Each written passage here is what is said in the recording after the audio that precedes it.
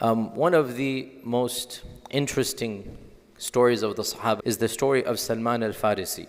Salman al-Farsi, as you all know, Farsi from Persia, and we don't know much about his early life because nobody was a Sahabi in Persia. Salman al-Farsi then passes by one of these Nestorian monks.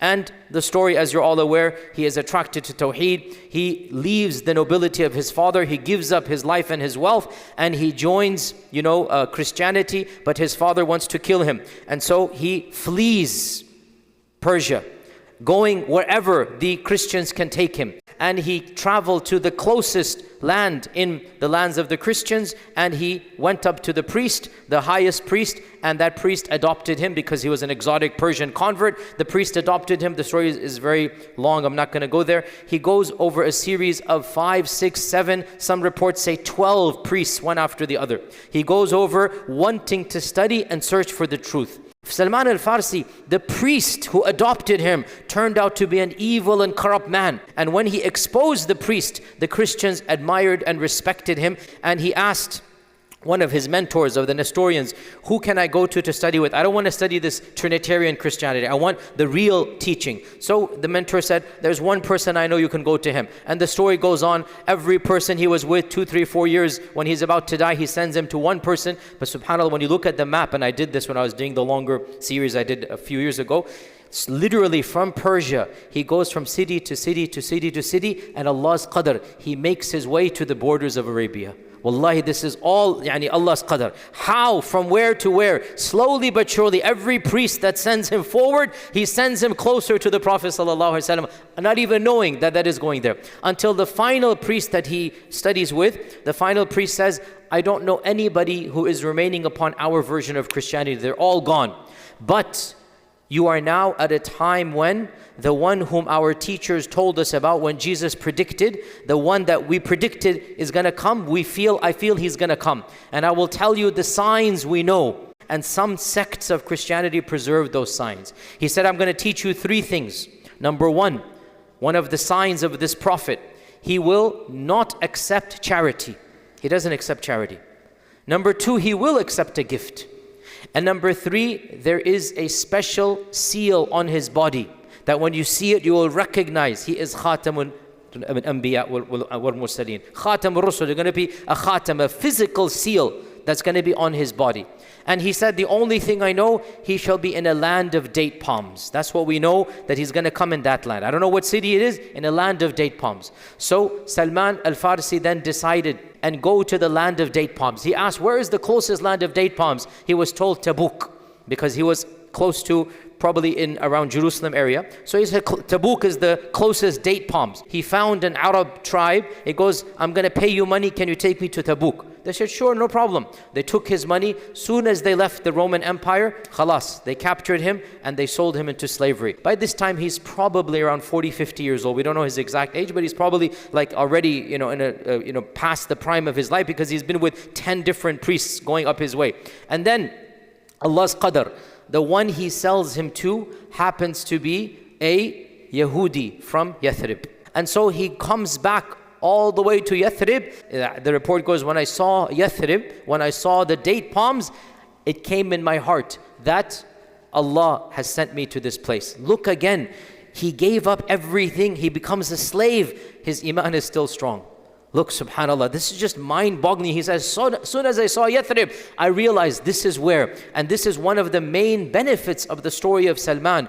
When you desire Allah's blessings, you will get Allah's blessings. As you know, eventually, the Prophet ﷺ came to Yathrib and he wanted to test him as a slave. He said, I took some of the dates and I presented it to the Prophet ﷺ and I said, this is sadaqah, this is charity for the poor. This is charity. And I put it in front of him. So the Prophet ﷺ said to the people around him, come, eat from the charity. And Salman said, I saw his hand did not touch a single date. So I said to myself, this is one of the 3 signs. Okay. Then I worked more and more, because he has to work his own money. And then I presented another dates a few days later. I said, this is hadiyah. This is a gift to you. And he said to the people, come eat. And he ate as well. So Salman said, this is the second. But then he goes, how am I going to see the third? How am I going to get this seal over here? So he said, I kept on being in the company of the Prophet on every occasion to see. And once he went to the Baqi' al-Gharqad, the graveyard, and there was a burial taking place, and he was going to go inside the qabr to put the body, and he was wearing an izar. You know, an izar is basically the ihram type of garment. He was wearing a upper and top garment. So I realized this is my opportunity.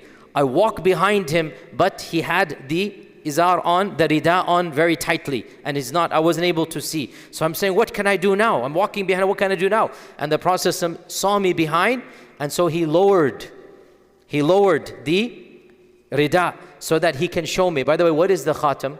The khatam is a special outgrowth of hair that is small like a pigeon's egg, right in the center of the back. Right in the center of the back, and they say that it is like multicolored.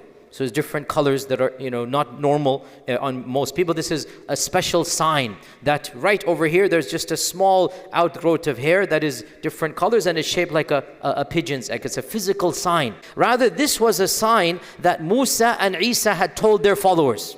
And when Salman al-Farsi saw this, he burst into tears when he rushed to hug him. And the Prophet understood this man's story is not typical, because nobody knows this sign except the silsila from Jesus Christ. So he says, what is your story, O Salman?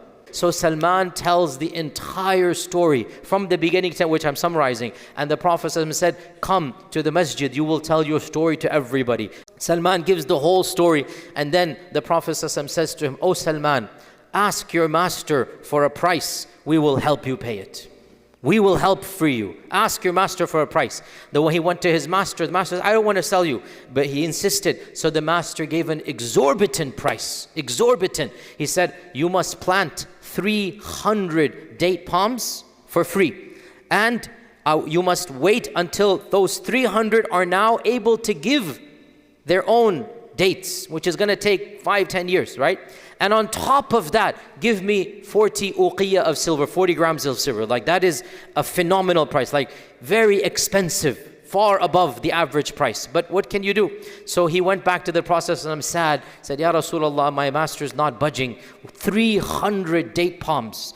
Not even just planting, until they are able to be now, harvested, or they're going to become trees, then you can leave, along with that 40. So he said, don't worry. And then he stood up and he gave a fundraiser for Salman. This is one of the few times the Prophet himself does the fundraiser. And he says, oh people of Medina, bring your date palms to Salman. Whoever is able to give sadaqah, the sadaqah wasn't even money.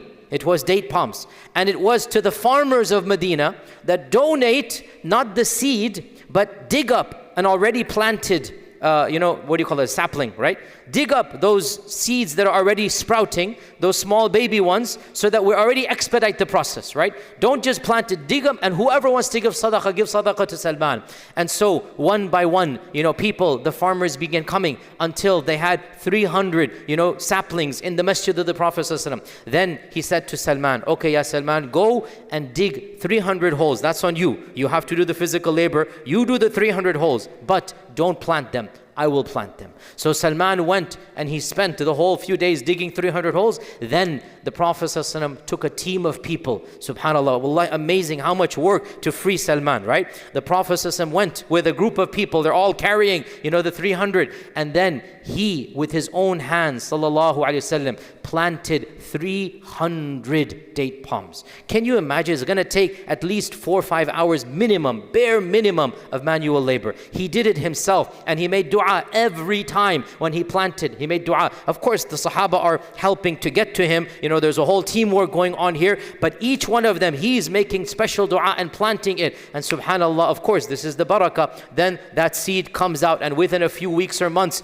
all of these 300 have now gone years, that all of this has happened. And so that is done. How about the money? What's going to happen? We don't have 40 grams of silver. So once a man came and said, Ya Rasulullah, I found some little bit, amount here, and this is fi sabilillah, sadaqah. This is, I'm giving you to give to somebody. So the Prophet got this small amount, and he said, Ayn al-Farisi? Where's the Farsi guy? Ayn al-Farisi? Because there was only one Persian in all of Medina. So he was a slave. They went and called him. So the Prophet said, here, this is for your freedom. Salman said, Ya Rasulullah, this is not, he wanted 40 grams, it's not gonna work. SubhanAllah, listen to this. The Prophet took that silver, he put it on his tongue, and he went back and forth, and he said, go tell your master to weigh this.